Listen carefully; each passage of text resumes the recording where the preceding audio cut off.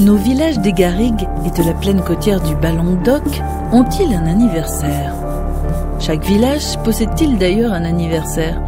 Est-il possible de fixer un moment précis qui marquerait la naissance d'un village? De la réponse à ces questions dépend une partie de l'histoire que nous allons raconter ici.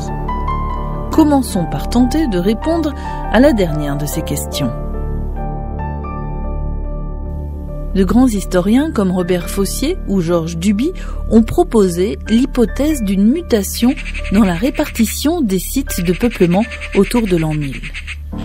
Pour eux, l'habitat qui était jusque-là dispersé dans les terres cultivées se regroupe autour de points de fixation bien identifiés, des tours de défense seigneuriales, des églises ou des cimetières. Il voit dans la mutation féodale la cause de la réorganisation de l'occupation de l'espace en Languedoc-Roussillon comme ailleurs. Mais d'autres causes ont pesé dans ce processus, et nous verrons lesquelles. Examinons en détail comment cela se serait passé si l'on en croit cette hypothèse que les historiens nomment l'encellulement, l'enchâtellénisation ou l'incastellamento.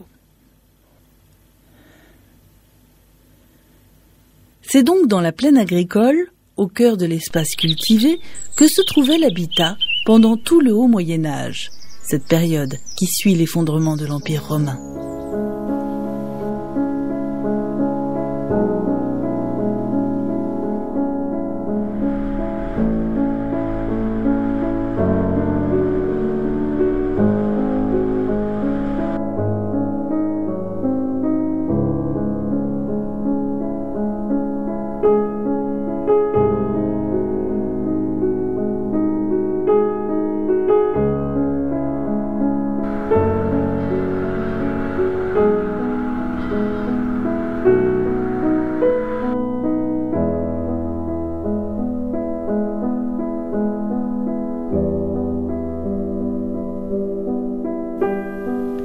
Nous sommes ici loin de l'image du village médiéval, fixe au centre de son territoire borné qu'il s'est approprié et qu'il met en valeur.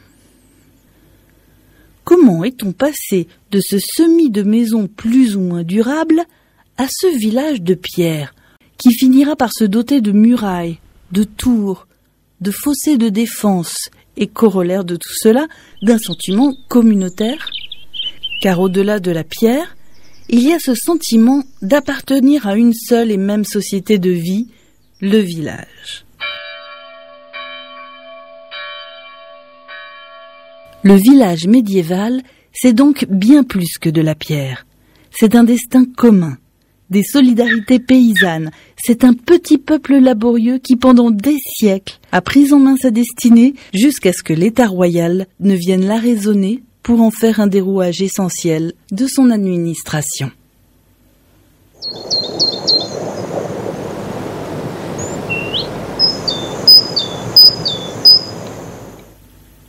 La révolution féodale est une première explication à retenir. On peut en donner les grandes lignes de la façon qui suit. La réorganisation des pouvoirs après l'effondrement de l'Empire carolingien, fondé par Charlemagne et fragilisé par ses successeurs, va promouvoir un grand nombre de seigneurs locaux et de chevaliers qui vont, pour le compte de tel ou tel de leurs suzerains, prendre possession d'une terre qui leur a été concédée en échange de leur fidélité et d'une contribution militaire. C'est ainsi que sont nées les milliers de petites seigneuries qui découpèrent en toutes petites entités l'Empire carolingien.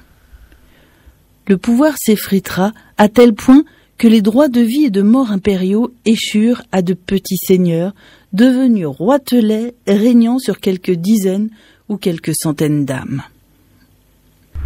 Pour le dire plus prosaïquement, il faut imaginer, alors qu'un beau jour un chevalier est arrivé près de votre village, qu'il y a établi une demeure, une maison forte, accompagnée d'une tour de défense.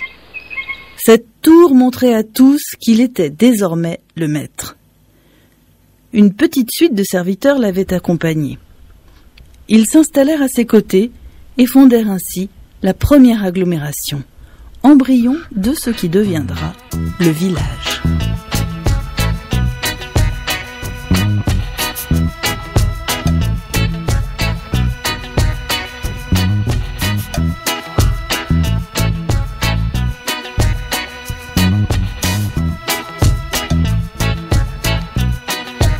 Il y a effectivement un débat relativement à l'incastellamento ou l'encellulement. Qu'est-ce qui se passe? Bon, grosso modo, vous avez d'un côté les historiens qui vont plutôt dans le sens d'une mutation assez franche liée à la mise en place de la féodalité après la 1000, et vous avez les archéologues qui pensent, quant à eux, forts de leurs découvertes archéologiques, que le processus a été beaucoup plus lent et qu'il s'étale sur 2 ou 3 siècles. Pour ma part, je pense que la vérité est entre les deux, mais qu'elle est plutôt du côté des historiens pour ce qui est de la mise en place du réseau des villages actuels. Je m'explique. Bon, les archéologues voient les choses se déplacer très lentement et il est possible que pour un certain nombre de sites d'habitat, ce soit passé ainsi. Mais il n'en reste pas moins que la mutation de la 1000 est une mutation franche, l'installation de la féodalité va faire en sorte que de nombreux paysans, de nombreux habitants vont être obligés de se déplacer du fait de la réorganisation des pouvoirs et de l'implantation d'un grand nombre de sites fortifiés.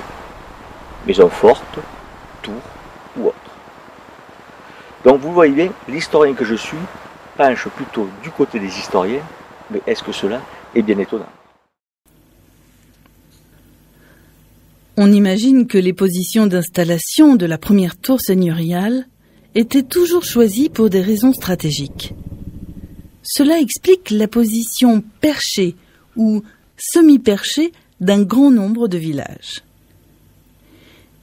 Et si certains de ces villages occupent des positions en fond de vallée, sur le long des routes, positions sans avantage défensif, sans doute sont-ils de vieilles agglomérations du haut Moyen-Âge, déjà fortifiés, où les nouveaux maîtres sont venus implanter le symbole de leur défense, une tour féodale. Ce moment de l'histoire est une période en effet très belliqueuse. La guerre est la raison de vivre de la chevalerie. Les guerres féodales sont très nombreuses. On a remarqué qu'entre les tours des chevaliers était parfois établie une relation de co-visibilité. La tour A voyait la tour B qui voyait la tour C et vice-versa. Il y avait deux raisons à cela. D'abord, la co-visibilité autorise le contrôle. Ensuite, lorsque les deux seigneurs sont alliés, celle-ci permet la transmission de messages lumineux. D'immenses réseaux existaient, comme celui qui permettait de faire circuler un message depuis le Rhône jusqu'à Uzès.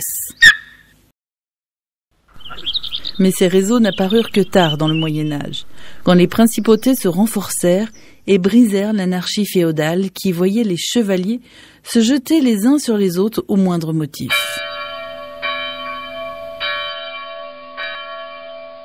Il fallut calmer cette ardeur. Les paix de Dieu, les tournois de chevaliers et les croisades furent les remèdes trouvés par le corps social pour canaliser leur violence. On comprend alors que dans cette atmosphère guerrière, les populations aient ressenti le besoin de se protéger. La réunion des maisons autour de la tour féodale, devenue château, a représenté une vraie solution pour des paysans en proie aux violences des chevaliers et dont beaucoup erraient dans les campagnes à la recherche de sensations fortes, de femmes, d'un suzerain et de trésors fantasmés. Plus près du seigneur, les manants bénéficiaient de sa protection et, lorsque c'était possible, ils pouvaient trouver refuge dans le château. En échange de cette protection, les paysans acceptèrent des taxes nouvelles, des corvées et l'aliénation des terres qui leur appartenaient.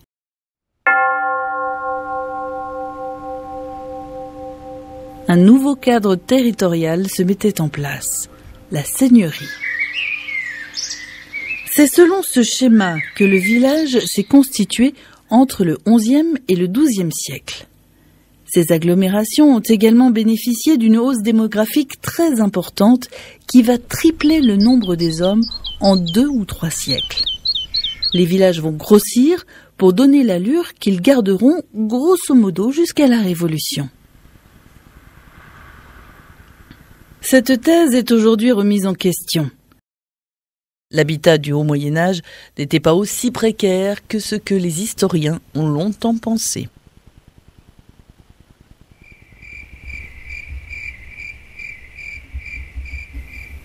À leur suite, les historiens ont également revu la thèse de l'encellulement et notamment Florian Mazel dans son ouvrage Féodalité, 888-1180.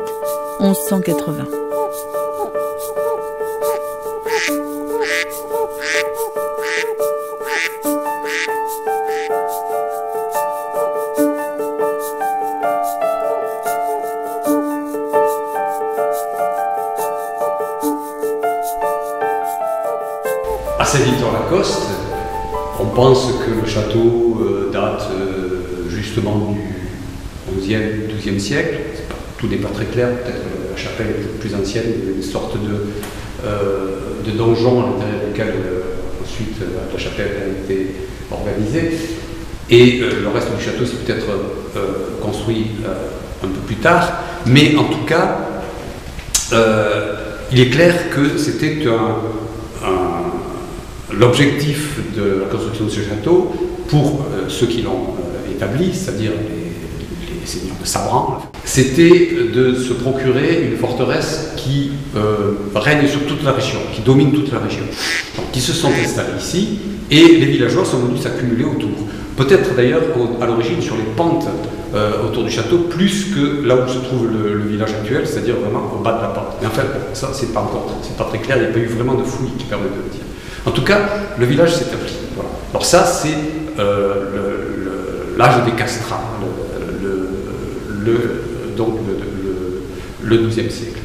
Au XIIIe siècle, on voit apparaître la communauté villageoise en tant que telle, qui commence à avoir des relations conflictuelles et contractuelles. Selon les moments, elles sont conflictuelles, à d'autres moments, elles deviennent contractuelles avec le seigneur. Typiquement, à Saint-Victor, c'est 1248, la première charte qui existe. Et en 1248, le seigneur concède aux habitants de Saint-Victor-la-Coste un certain nombre de droits sur l'espace de garrigue qui se trouve derrière, que tu as peut-être filmé, et qui est un espace un espace productif. L'espace des garrigues, c'est pas un espace improductif, c'est le lieu où on ramasse le bois, où on se procure les charpentes, où on fait des fours à chaud et où on prend la pierre pour la construction des maisons, où on fait paître les animaux, où on fait des coupes de bois qui servent. Le bois, c'était quand même la source de chaleur, c'était la source d'énergie, c'était une source d'énergie. Donc c'était un espace économiquement très important, aussi important que la plaine cultivée. Et le seigneur donne des droits à ce moment-là en 1248. Ces droits ont-ils été concédés volontairement, ont-ils été arrachés par les habitants? Il y a certainement un peu des deux. Il n'est pas étonnant que 1248, l'année d'après, 1249, c'est l'année où Rostin de Sabran, seigneur de Saint-Victor et d'un certain nombre de villages de la région, donne son château au sénéchal de Beaucaire qui lui ordonne la destruction des parties militaires du château, probablement pas du château dans son ensemble, mais de tout ce qui est militaire, donc de tout ce qui est qui va à l'encontre du pouvoir royal, et ça marque la mainmise du roi sur cet espace militaire, et en même temps ça marque le fait que les Sabrans, qui étaient jusque-là des gens très importants, parce que c'était des connétables du comte de Toulouse, assurent leur fidélité au roi, en quelque sorte se démettent de leur pouvoir comtal pour devenir des sujets du roi, non pas ordinaires, mais enfin des sujets des aristocrates qui dépendent du roi.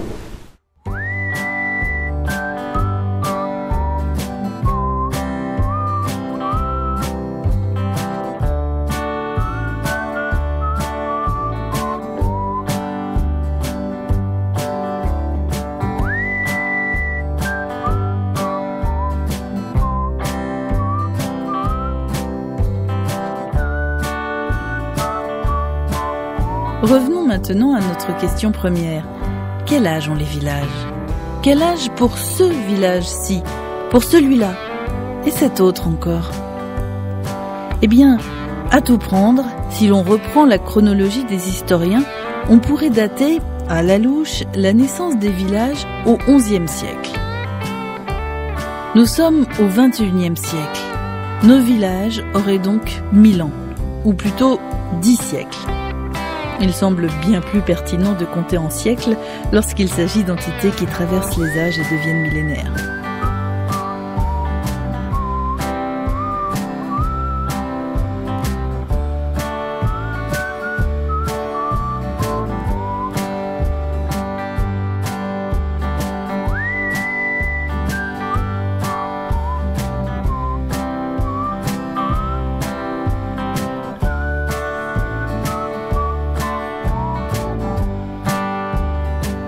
En faisant un tour d'horizon des villages du Languedoc, on s'aperçoit qu'il existe au moins 3 grandes formations distinctes. La plus spectaculaire est représentée par le village circulaire, ou village rond. Un architecte polonais, Krzysztof Pawlowski, émit la thèse en 1992, dans son livre sur les circulades languedociennes, que ces villages circulaires pouvaient être la première manifestation de l'urbanisme européen, c'est-à-dire de la capacité d'une société à projeter dans l'espace l'image idéalisée d'une ville. Ici, le cercle aurait représenté la perfection divine sur la surface de la Terre. Cette thèse a été complètement démolie par les historiens du Languedoc, arguant qu'il existe des villages ronds plus anciens en Espagne et dans le sud de l'Italie, et défaisant l'autre hypothèse avancée par l'auteur selon laquelle tous les villages circulaires du Languedoc auraient appartenu aux Guillem, une grande famille comtale du Languedoc. L'auteur faisait de l'un d'entre eux l'instigateur de cet urbanisme saisissant.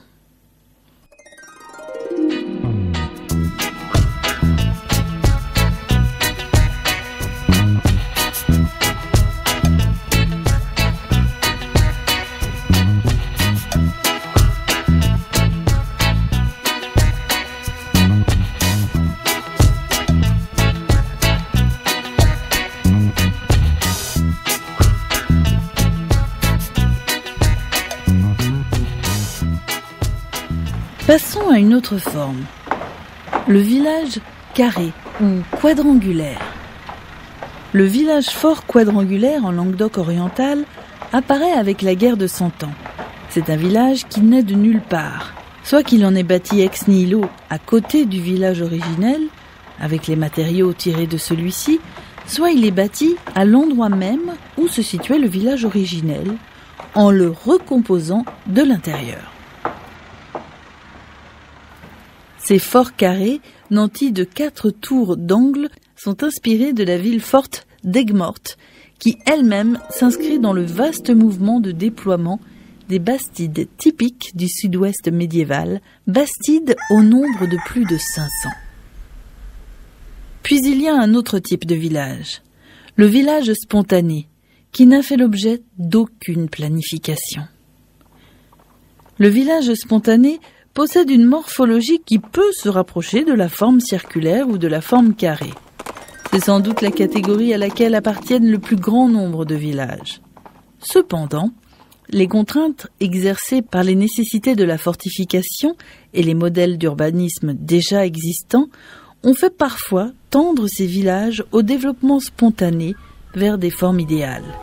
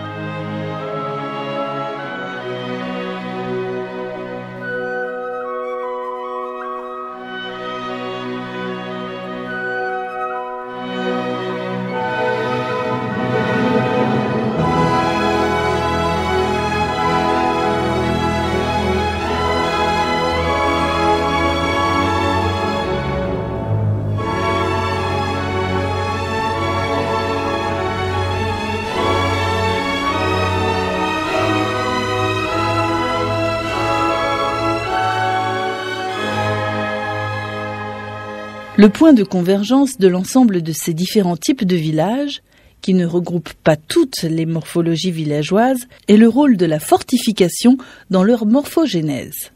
Ces fortifications se sont parfois profondément gravées dans le paysage villageois sous la forme de rues. Et même si les villages ont pu connaître plusieurs phases de fortification, toutes ne sont pas toujours visibles dans le parcellaire. Les boulevards, qui enserrent encore nos villages et nos villes, sont les derniers stigmates des remparts qui, au XVe et au XVIIe siècle, les enserraient puissamment. Cette ceinture a tellement étouffé les villes et les villages que leur développement en a été contraint. On pourrait même aller jusqu'à penser que la forme de la maison paysanne a été indirectement influencée par les murailles des remparts. Plus encore, ce collier de pierre orné de tours de défense, aura même influencé la pratique agricole. Mais cela est une autre histoire.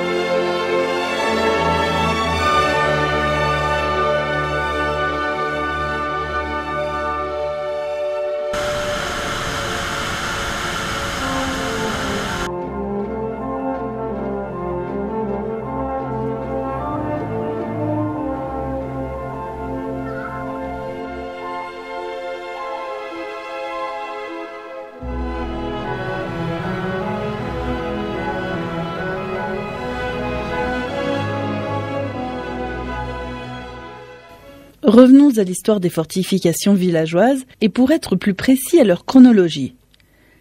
Rien n'est assuré concernant les fortifications qui auraient pu être élevées lors de la croisade des Albigeois.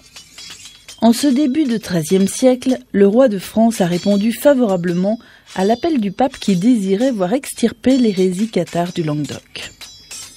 L'élite seigneuriale avait été profondément touchée par cette doctrine qui niait la plupart des dogmes chrétiens et avançait que le monde terrestre était déchiré par le mal. Simon de Montfort, un seigneur sans envergure jusque-là, a alors pris la tête de l'armée royale composée de barons du Nord et de leurs vassaux. Comme toujours au Moyen-Âge, la nouvelle de l'arrivée de cette vaste armée la devança de plusieurs semaines. Tous les villages ont-ils dressé des remparts ? Nous n'en savons rien.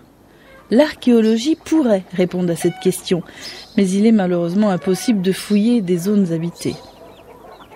Risquons tout de même de dire que certains villages se sont sans doute fortifiés à cette époque, notamment ceux dont le seigneur soutenait le comte de Toulouse. Les choses sont plus assurées concernant la deuxième phase de fortification des villages. Au XIVe siècle, la guerre de Cent Ans, les chevauchées du prince noir, les désordres divers consécutifs du conflit dont la révolte des Tuchins, tout cela va provoquer un fort sentiment d'insécurité.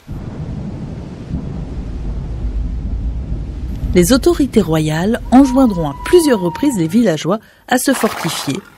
Ils le feront. Tous les villages se dotèrent donc de fortifications.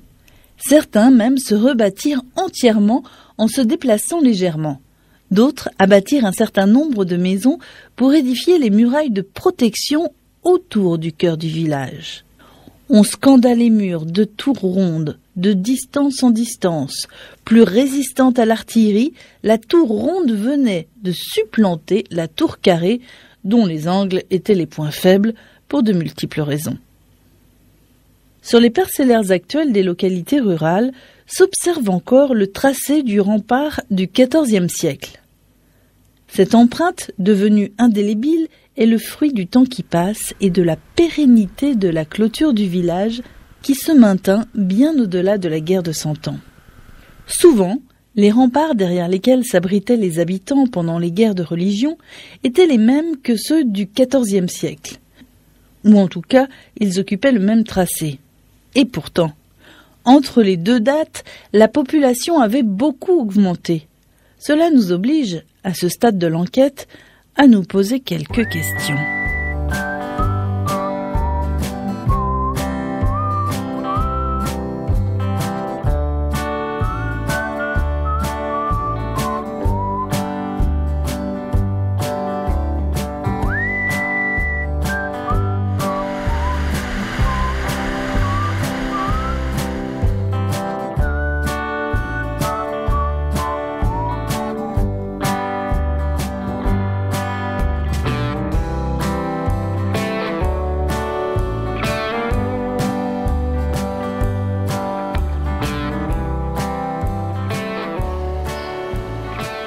Il aura donc fallu se serrer dans les villages à cette époque. Cela est parfois inscrit dans la pierre. Les villages quadrangulaires, comme celui-ci, n'offrirent très vite plus d'espace pour élever des maisons. Ainsi disparurent les cours, les jardins et les bâtiments d'exploitation qui laissèrent la place à des demeures qui assumaient également le rôle d'unité de production agricole.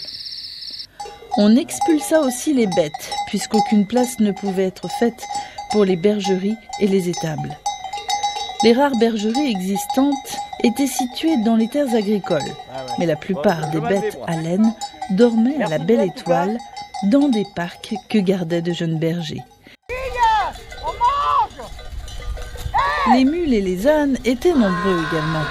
Ces animaux étaient abrités dans les rares dépendances et souvent au rez-de-chaussée de la maison paysanne. Ainsi, les hommes et les animaux partageaient parfois l'intimité de la maison. L'oustao, comme on la dénommait en occitan. L'importance de ces animaux était telle que, comme notre voiture aujourd'hui qui se voit souvent dotée d'une pièce à part dans la maison, les mules et les ânes étaient acceptés dans le village et dans l'oustao.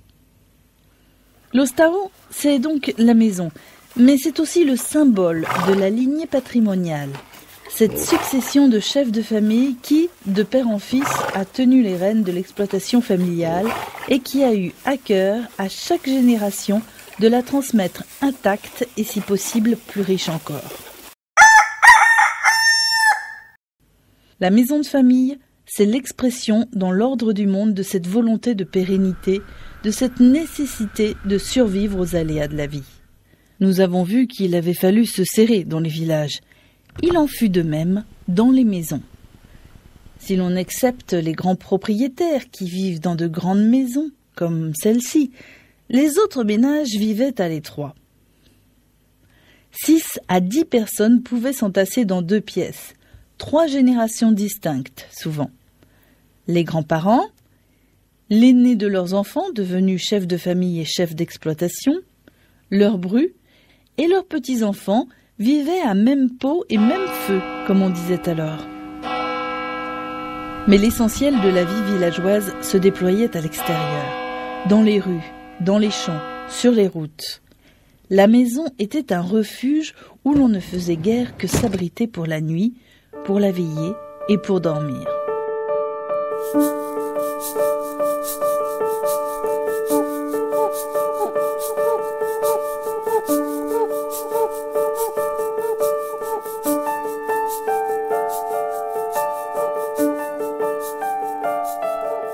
On notera que Prosper Mérimée, inspecteur des monuments historiques, notait dans son journal de voyage dans le sud de la France que les gens vivaient dehors, qu'ils dormaient à même le sol, dans les ruelles, dans les grandes chaleurs du jour. Les choses ont bien changé depuis. Le cinéma, la musique pop, la télévision, Internet, tout cela a contribué à vider les rues et les venelles de nos villages. Mais cela pourrait changer à nouveau. L'histoire n'est jamais écrite d'avance. Si l'on s'entassait la nuit dans les rares pièces de la maison, on s'entassait également dans les lits. Il arrivait que les parents et les enfants dorment dans le même lit. Un lit immense, certes, de ces lits comme on faisait à l'époque moderne. 6 à 7 personnes dormant ensemble, cela a de quoi surprendre aujourd'hui. Mais il faut savoir que dans les auberges, les voyageurs pouvaient être amenés à partager la même couche avec d'insignes étrangers. Autre temps, autres mœurs, et il est bien connu que la chaleur n'a pas de signature.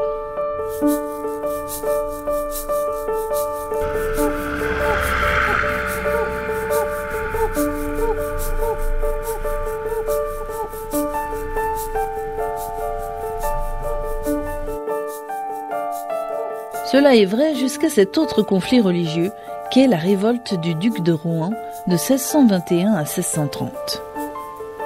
Après cela s'enclenche un cycle de crises d'origine économique, climatique et sanitaire, avec la grande peste de 1639 et des révoltes paysannes qui secouent l'Europe entière.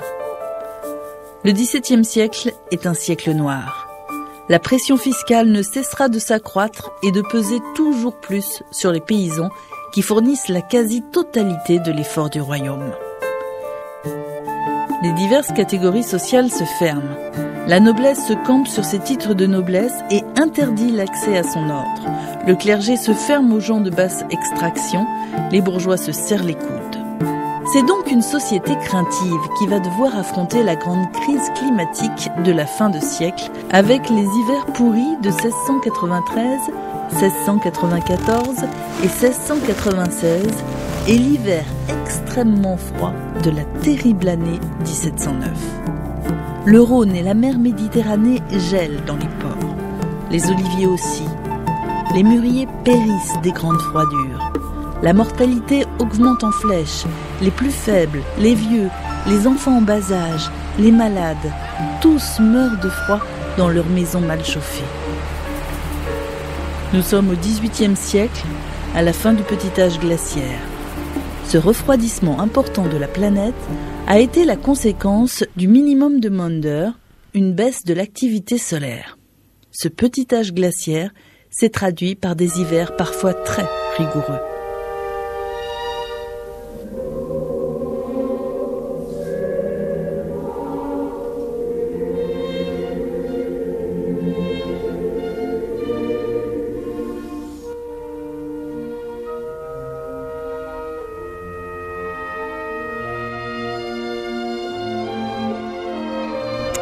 En effet, il y a eu un changement climatique après ce que l'on appelait l'optimum médiéval du Xe au XIIIe siècle, à peu près.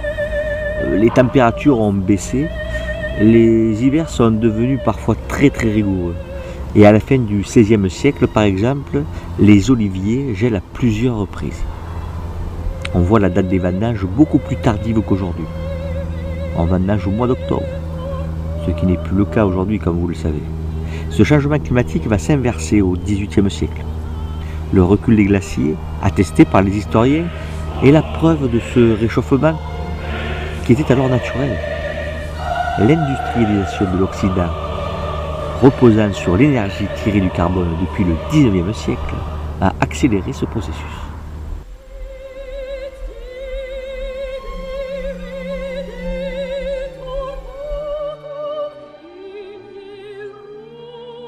Extrait du livre de raison du professeur Jean-Henri Haguenau. On n'a jamais vu de mémoire d'homme une année plus cruelle et plus malheureuse que l'année 1709. Il fit un froid si rigoureux à diverses reprises qui dura du mois de novembre 1708 jusqu'au mois de février 1709, qu'il y eut plusieurs personnes qui moururent, et surtout celles qui étaient avancées en âge. Toute la récolte du blé périt, et presque tous ceux qui avaient semé ressemèrent les terres qui n'en furent pas plus abondantes, parce que, comme je l'ai déjà dit, le grand froid vint à plusieurs reprises. La seconde récolte fut autant incommodée du froid que la première. Il n'y eut que ceux qui semèrent des menus grains, qui s'en trouvèrent le mieux, parce qu'ayant ainsi semé fort tard et sur des terres déjà labourées et bien préparées pour du blé, ils évitèrent toute la rigueur de la saison, et, tout le peuple s'étant trouvé dans une grande disette du blé, les menus grains, qui furent fort abondants, se vendirent à un prix excessif. Le seigle valait 11 livres le sétier, la pomoule 10 livres, et tous les autres grains se vendaient 7 à 8 livres, le prix du blé du pays ayant valu de 12 à 14 livres. Mais ce qui fut le plus remarquable, c'est que ce grand malheur s'étendit presque dans toute l'Europe. On pouvait dire avec beaucoup de raison que c'était un fléau de Dieu qui avait voulu affliger toute la terre d'une famine générale.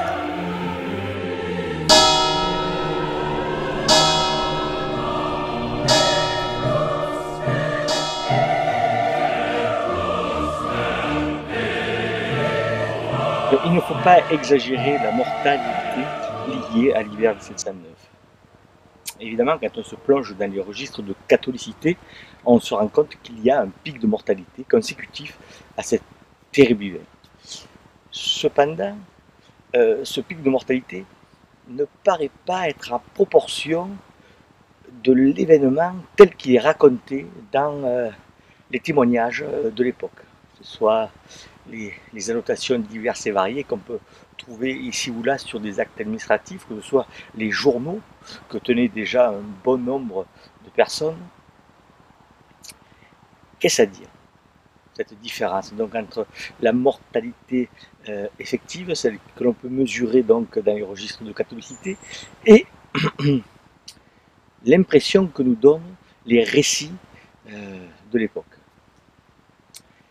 Sans doute faut-il voir là le fait que l'hiver 1709, ce terrible froid qui s'abat sur toute l'Europe, va évidemment tuer un certain nombre de personnes, et notamment les plus fragiles, que ce soit les enfants, les vieillards ou les malades.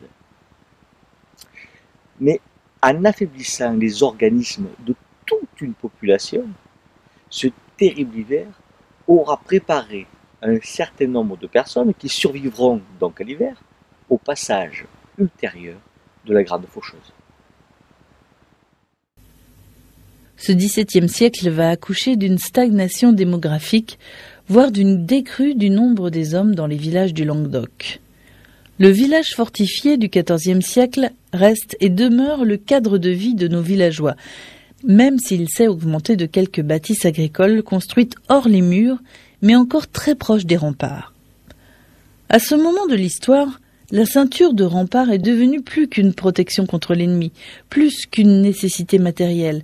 Elle est devenue un besoin psychique, un trait des mentalités de celles et ceux qui vivent à l'étroit de ces murailles réconfortantes.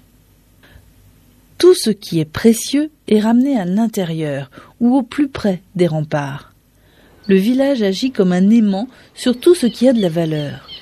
Le village, et plus encore les remparts, agissent comme un attracteur qui va jouer un rôle organisateur sur l'ensemble du territoire. Regardons cette carte, illustrant la répartition des différents types de cultures d'un finage mis en valeur par un village languedocien. On voit le village ici, au centre du territoire qu'il contrôle, territoire qu'il s'est construit peu à peu, en rognant sur les voisins, en achetant des quartiers entiers aux seigneurs qui commencent à s'en déposséder dès le XIIe et XIIIe siècle. Au plus près des remparts se trouvent les jardins, ces espaces de haute productivité agricole que nos paysans engraissent régulièrement. Ces espaces qui fournissent une quantité non négligeable de l'alimentation de la maisonnée paysanne. Les jardins se monnaient cher sur le marché immobilier local. Ces jardins, l'historien les a vus migrer depuis des espaces plus adaptés au maraîchage vers les pourtours du village. Cette mutation se fait au XIVe siècle, quand l'insécurité est maximale. Elle marque le début d'un long processus. Si les jardins ont été implantés et même rapatriés aux alentours immédiats des villages, le second cercle de culture est représenté par les céréales, la base de l'alimentation paysanne. Sous forme de pain ou de soupe mêlée à des légumes secs, les céréales et les champs qui les portent sont d'une très grande valeur. Ils sont au plus près du village, dans cet espace irrigué par un très grand nombre de chemins et où la présence humaine est très importante.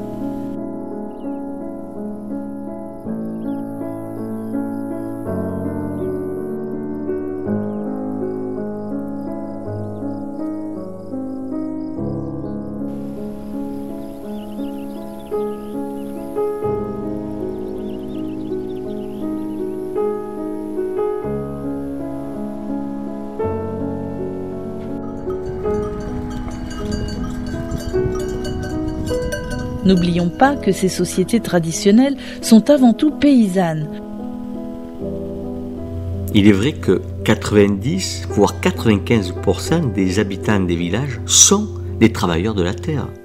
Alors, aux heures de travail, c'est-à-dire aux heures du jour, la campagne est animée du labeur et de la présence de centaines de paysans, labourant, cueillant, palabrant, gardant les troupeaux. La nuit, sur les terres céréalières, les bergers installent leurs parcs pour y faire dormir les moutons. Nuit et jour, donc, ces terres céréalières sont sous surveillance. C'est sur ces terres à blé que sont implantés les oliviers des riches propriétaires qui en revendent l'huile. Mieux encore, une sociologie de l'espace agricole montre que les plus riches possèdent la plus grande partie des terres, les meilleures, celles qui ceinturent le village. La boucle est bouclée. On le voit bien, à proximité des villages se trouvent les terres et les cultures les plus valorisées.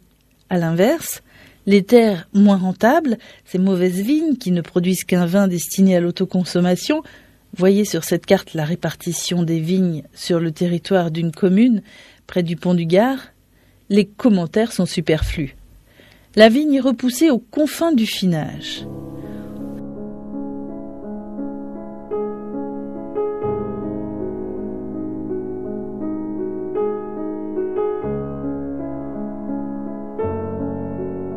On trouve un exemple plus parlant encore du peu de valeur de la production viticole essentiellement tournée vers la consommation en propre.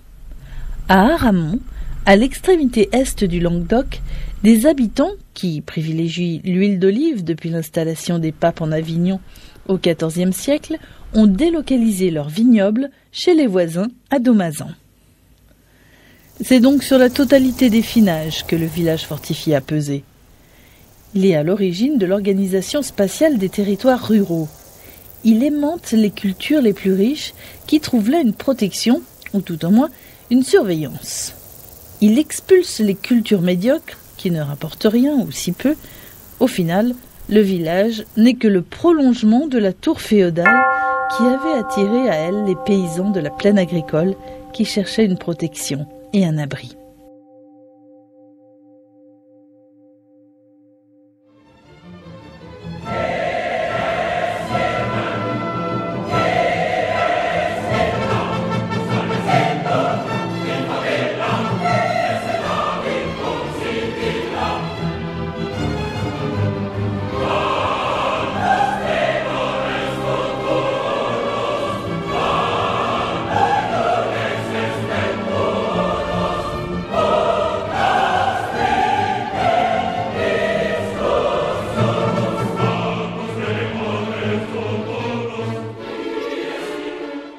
Au XVIIIe siècle, mais surtout à partir de 1750, c'est une crue sans précédent du nombre des hommes.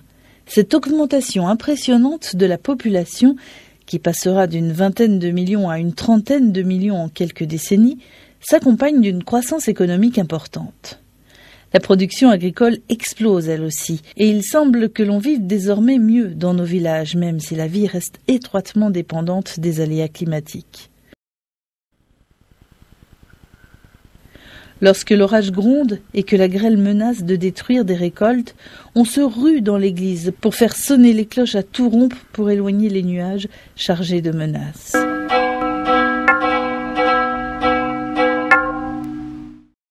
Pour éloigner les aléas climatiques, les villageois ont plus d'un tour dans leur sac. Les processions menées par le curé font partie des actions possibles. Notre témoin de ces temps, Pierre Prion, nous décrit une de ces processions. Pierre Prion, chronologiette, année 1748. Le dimanche 19 mai, dans l'église succursale d'Aubé, monsieur le curé y célébra la sainte messe du matin à 6 heures. Après la sainte évangile dite, il fit au peuple une homélie très savante et très spirituelle. Entre autres, il leur apprit que Saint Mamère, évêque de Vienne en Dauphiné, avait établi la procession des rogations. Il exhorta ses ouailles d'assister, entre autres, à la dernière procession qu'on ferait à Saint-Nazaire qui était dans la semaine même. Le jour arrivé, qui était un mercredi, le saint pasteur, appelé M. Bourgogne, assisté de son secondaire, appelé M. David, ecclésiastique à la vérité d'une probité reconnue, à 4 heures du matin, conduisirent processionnellement tous les paroissiens à l'église de Saint-Nazaire et Cels, qui est éloignée de la fameuse bourgade d'Aubé d'un bon quart de lieue. Cette dernière est champêtre et très solitaire, et par sa construction d'une grande beauté pour laquelle le peuple a une singulière dévotion. Voici l'ordre en lequel cette procession générale fut faite et de la manière que les sages pasteurs la dirigèrent avec toute l'édification la plus auguste et la plus sainte.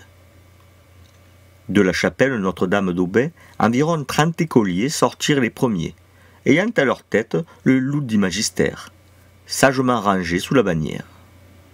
Les enfants non écoliers formaient le second rang, les filles le troisième, les femmes le quatrième, les hommes du bas peuple le cinquième, les hommes de la confrérie le sixième, le clergé le septième, les 2 principaux magistrats du tribunal Banneret le 8e, et finalement les bourgeois les plus qualifiés le 9e. Tout ce peuple dévot de tout sexe était rangé sur 2 colonnes, c'est-à-dire de 2 en 2. Les caudataires, acolytes, enfants de chœur et autres clercs portaient les vases sacrés et tous les ornements propres pour la célébration des saints mystères, à la réserve des cierges qu'on avait oubliés. Ce manquement fut la cause d'un grand tumulte et confusion qu'on rapportera à la fin de ce saint pèlerinage. 2 bâtonniers, qu'on appelle ici maîtres des cérémonies, étaient chargés chacun, armés d'un grand bourdon d'environ 2 toises et demi de long, étaient enfermés entre les 2 colonnes de ce peuple dévot. Le premier entre les filles et les femmes, le second entre les hommes, pour les faire contenir dans leur rang et d'une modestie requise. Un tiers de ce peuple était jambes et pieds nus, fût-il par motif de dévotion ou par faute de n'avoir souliers ni chaussures. À la vérité, les armées saintes de toutes les croisades ne marchèrent jamais avec autant de contenance que celle-ci fit dans cette sainte et pieuse journée. à rapporter la chose naturellement, notre peuple dévot marchait, à pas compter, comme un docteur de Sorbonne suivi des 4 facultés. Finalement, étant arrivé à l'église de la destination du Saint-Pèlerinage, il y fut trouvé l'ermite de cette église appelé frère Bermond du tiers-ordre de Saint-François. Son ermitage est contigu à cette église et l'un des plus beaux du diocèse de Nîmes. Sa vie hermétique est très édifiante, quoiqu'il est trait. C'est un homme dont la taille est d'environ 5 pieds 3 pouces, gros, très membru et par conséquent très fort, portant une longue barbe, ce qui le rend très vénérable, et l'un des plus habiles de son siècle pour la quête. Il est dans son âge, dans l'automne de ses jours. Qui le qualifierait de chantre lui ferait une grande injure, attendu que, pour n'avoir de la voix, il n'a jamais chanté de vêpres, ni à matine, ni autrement, ni nullement. Il est originaire du Dauphiné. Il sait par cœur les 7 merveilles de sa patrie. Pour continuer le narré de la solennelle procession, les antiennes finies, le saint pasteur se revêtit des ornements sacerdotaux pour célébrer la Sainte Messe.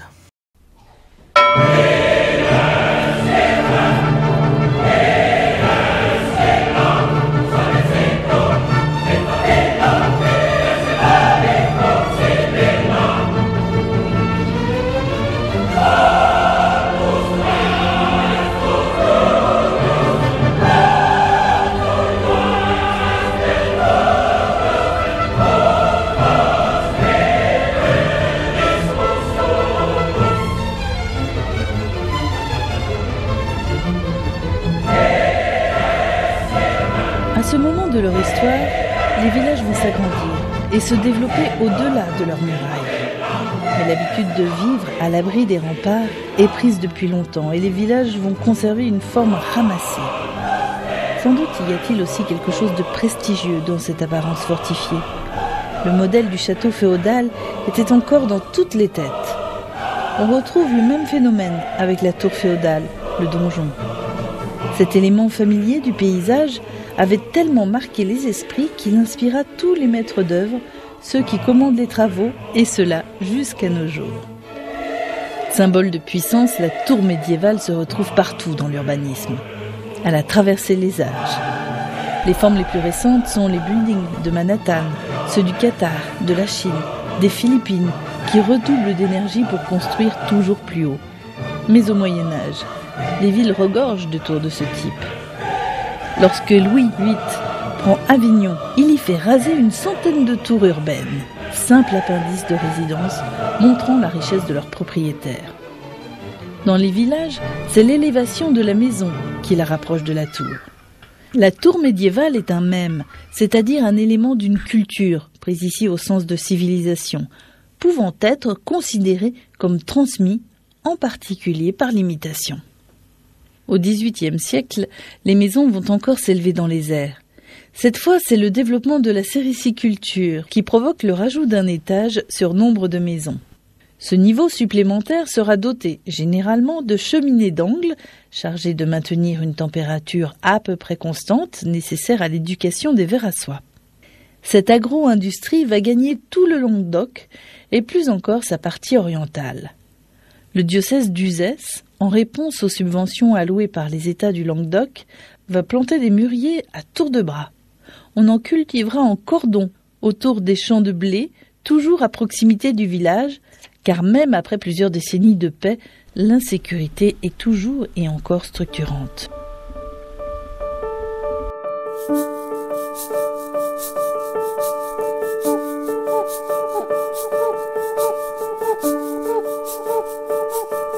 Parce qu'en défendant la communauté, ils défendent leurs biens, c'est comme ça qu'on voit les choses à cette époque.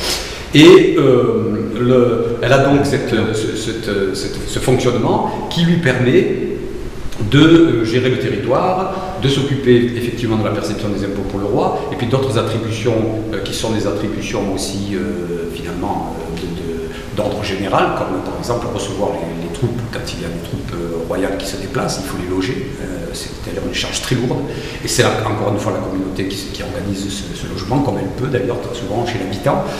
Toute une série de choses qui montrent que finalement ces communautés, quand on regarde bien et qu'on les compare à un conseil municipal aujourd'hui, elles ont des attributions beaucoup plus larges. Elles ont, d'une certaine façon, elles ont plus de pouvoir qu'un conseil municipal d'aujourd'hui, puisque elle remplace le percepteur, elle remplace finalement l'autorité militaire locale, dans le sens où elles sont chargées d'organiser le passage des troupes.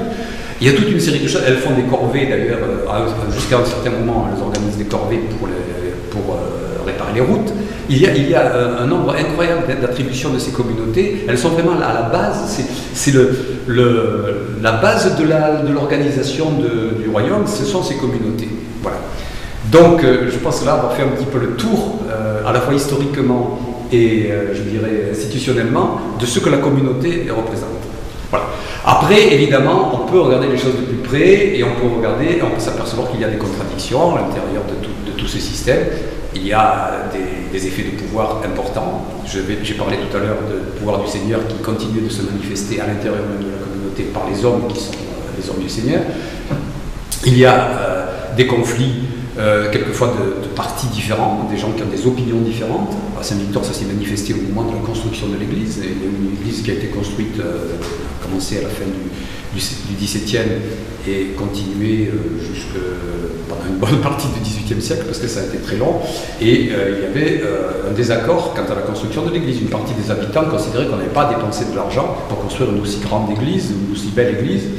Une autre partie, avec le prieur du village, donc, qui était un chanoine d'Uzès, évidemment, voulait que le village mette de l'argent dans cette construction d'église, et on voyait très bien les oppositions.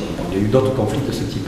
Mais d'une manière générale, c'est un fonctionnement dans lequel on se rend compte que l'ensemble des habitants reste concerné, même si certains le sont moins que d'autres. Il y a une vie communale qui est une vie extrêmement active et qu'on peut suivre sur la longue durée grâce au registre de délibération. C'est vraiment très intéressant de suivre ces délibérations.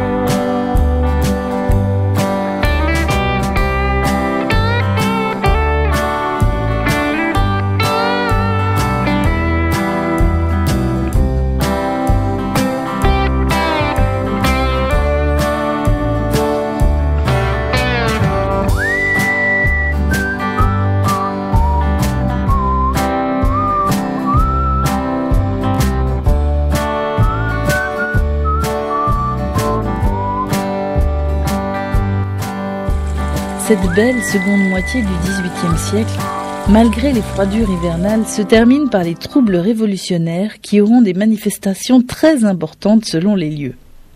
La forte dimension religieuse qui anime le Languedoc depuis le XVIe siècle accouchera d'une guerre civile après 1789.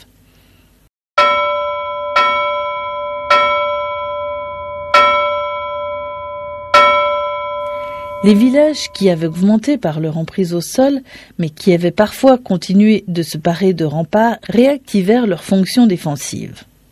Les villages sont encore, à l'orée du XIXe siècle, des univers clos, craignant l'extérieur, des abris. Il faudra attendre que s'oublient quelque peu les horreurs de la Révolution pour qu'enfin on construise sans crainte à l'extérieur des remparts, que l'on comble les fossés pour y planter des arbres, et que l'on intègre les murailles dans des habitations nouvelles. Les barris perdent alors leurs murs de défense et l'ombre portée qu'ils offraient aux promeneurs accablés par les chaleurs de l'été. Le village s'est délesté de tout son arsenal défensif. Il entre dans une ère nouvelle. On ne construit plus, désormais, à l'intérieur des villages exigus et plus ou moins insalubres. On détruit les andrones qui empêchaient le soleil de pénétrer dans le village et assombrissaient les ruelles. Elle s'était tant multipliée que Thomas Platters, qui visite le Languedoc à la fin du XVIe siècle, raconte que, dans certaines villes, il est possible de se promener les jours de pluie sans se mouiller. Avec la disparition de ces andrones, il n'est dès lors plus besoin de chercher à acquérir la maison contiguë ou celle d'en face pour espérer pouvoir agrandir sa demeure. La maçonnerie rurale ne permettant pas de bâtir sur plus de 3 niveaux, on peut désormais construire hors des murs des demeures plus vastes, plus adaptées aux besoins de la famille et de l'exploitation. Les faubourgs apparaissent le long des voies d'accès au village et, de proche en proche, les maisons s'éloignent de plus en plus du centre ancien. Les faubourgs se multiplient, aidés en cela par la forte poussée démographique qui poursuit l'élan du XVIIIe siècle jusqu'à la fin du siècle suivant et au-delà même jusqu'à la grande saignée de 14-18.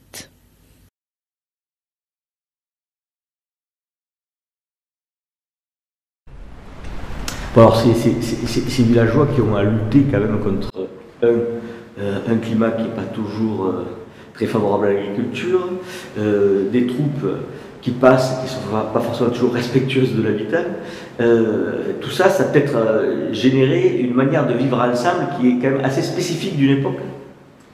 Oui, je dirais que justement la communauté dont on a parlé est une manière de lutter contre ces problèmes. À l'intérieur de la communauté, il y a des éléments qui permettent d'organiser la solidarité. Par exemple, l'hôpital. L'hôpital, c'est il ne faut pas voir l'hôpital comme aujourd'hui.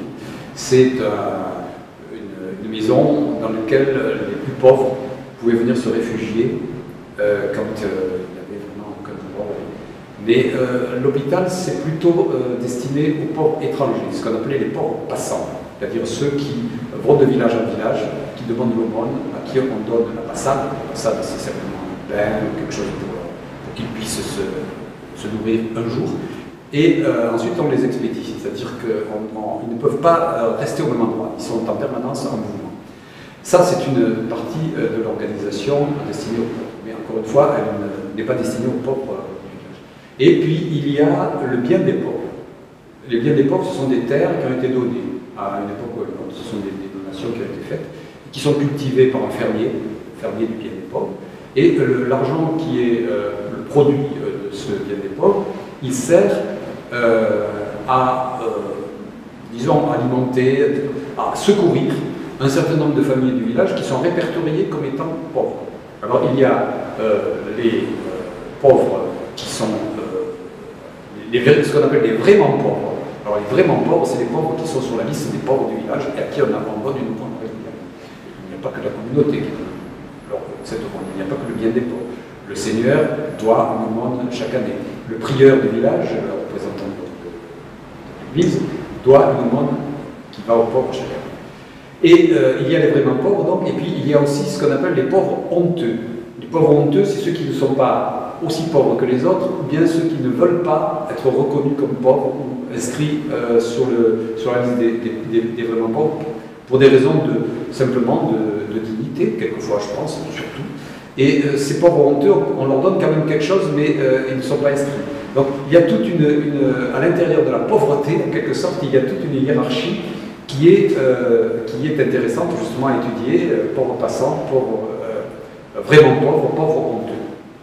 Ça, c'est vraiment pour secourir la partie la plus démunie des habitants du village. C'est quelque chose qui fonctionne de manière finalement un peu automatique, ça fonctionne en permanence. Puis il peut y avoir des moments exceptionnels.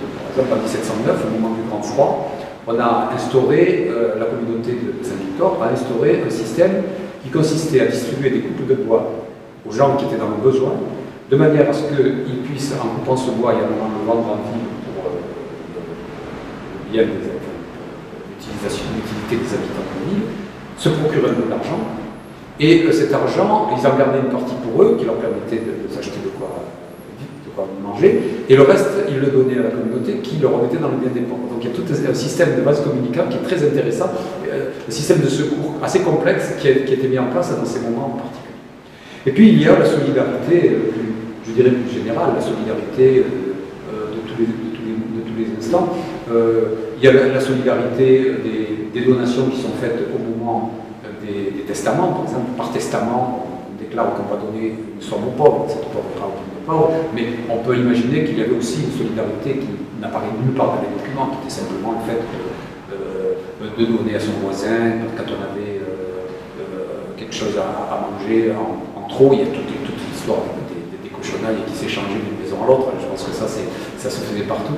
Donc la solidarité, elle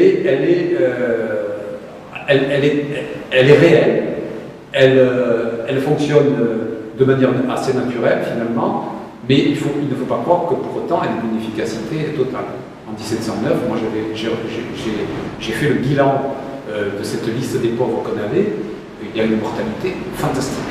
Il y a des familles qui sont décimées. On va mourir les enfants, on va mourir les parents, et certainement ils ne sont peut-être pas morts de faim, mais ils sont morts des suites de cette période très difficile, avec des désordres climatiques, une période de grand froid, où les gens ne peuvent pas, évidemment.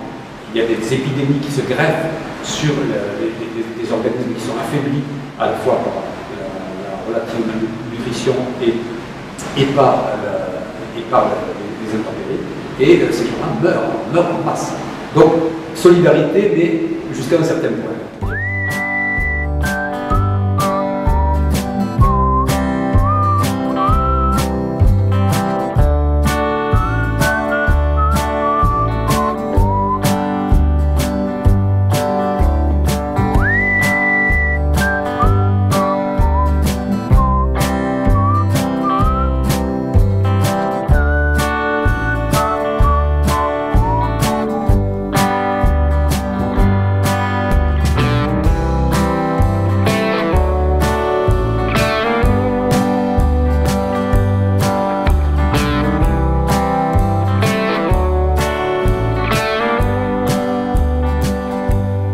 Reprenons, au terme de cette histoire, le questionnement initial.